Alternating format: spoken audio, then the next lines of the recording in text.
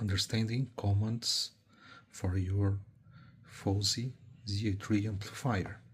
Here you have your input selector, XLR and RCA.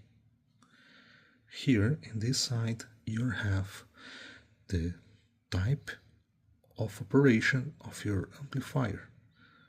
Here you have mono, only one port, one side, output for one speaker, and here you receive from both channels and output to two speakers. Here you have your volume knob. Here you decrease, here you increase volume. Here you have power on indicator light.